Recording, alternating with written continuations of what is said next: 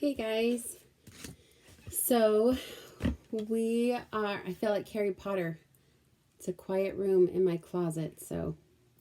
All right. We're on chapter 7, A Fairy Bite. Pearl and Ben had been to Dr. Wu's office a number of times, so they were not surprised to find it cluttered as usual. Crates and boxes were stacked randomly. Weird things floated in jars. There were skeletons and fossils, feathers and shells and books, lots and lots of books. Dr. Wu sat behind her massive carved desk, her long black hair cascading over the shoulders of her white lab coat. Despite the late hour, she was wearing her work clothes just like Mr. Tabby was. Pearl no longer stared at the scars on the doctor's face and neck. They now seemed normal as freckles. "Sorry to get you both out of bed," she said as she took a sip from her coffee mug. "Did you enjoy your ride?" "Oh, yes," Pearl said. "It was the best ever." Ben nodded enthusiastically. Then he added, "But a seatbelt would have been nice. There were a couple of times when I thought I might slip off." "Good to know." Dr. Wu took another sip, then set her mug aside. "So, where is she?" Pearl placed the salt shaker on Dr. Wu's desk. "I assume you'd like to be released," Dr. Wu said to the fairy. The fairy jumped up and down. "Do you promise to be good?" The fairy nodded. "Mr. Tabby, will you please secure the door?" He closed the office door but remained there as if guarding it. Pearl and Ben watched eagerly as Dr. Wu slowly unscrewed the salt shaker lid. As soon as it was removed, the fairy unfurled her wings and popped out the top as if jumping off a trampoline.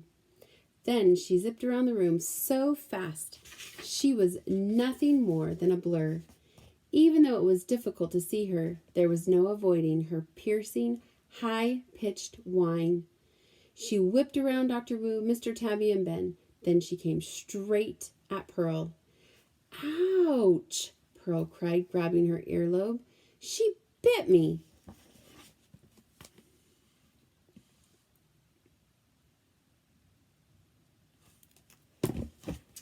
"You are lucky she only bit you once," Mr. Tabby said. "She appears to be enraged."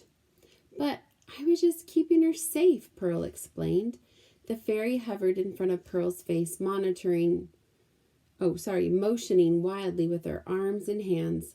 "Now, what's she doing?" Pearl asked. "Most likely she is trying to turn you into something unpleasant," Mr. Tabby said.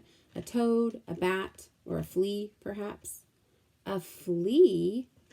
"Don't worry," Dr. Wu said with a dismissive wave. "Fairy magic will not work in the known world." "That's good news," Pearl grumbled as she rubbed her throbbing earlobe.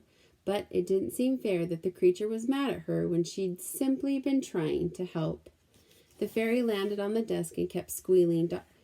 Dr. Wu sighed. "Mr. Tabby, would you please turn on the translator?"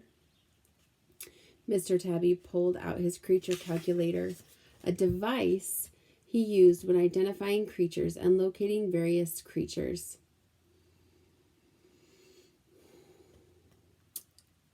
A device he used when identifying, treating, and locating various creatures. He set it next to the fairy, then pushed a button. Immediately, the squealing was absorbed into the device, then shot back out in words they could understand. "Mean girl, put me in that bottle. Mean girl, her throat I want to throttle." Pearl gasped. "Is she talking about me? I'm not mean. I gave her waffle and syrup." "She's the worst. I make her cursed." The fairy waved her arms again, but nothing happened. "Oh, hummingbird poop," she said with another foot stomp. "Magic be gone." She rose into the air and flew at Pearl again, but before she could bite Pearl's other ear, Dr. Wu grabbed a little net and caught the fairy in mid-air. Then she dumped the fairy back into the salt shaker and tightened the lid.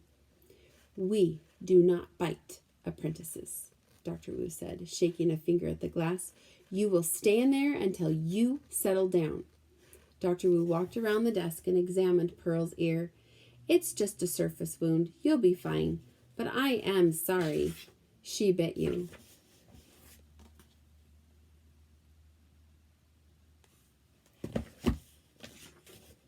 Sugar fairies are known to have quick tempers, and they express themselves with a great deal of emotion.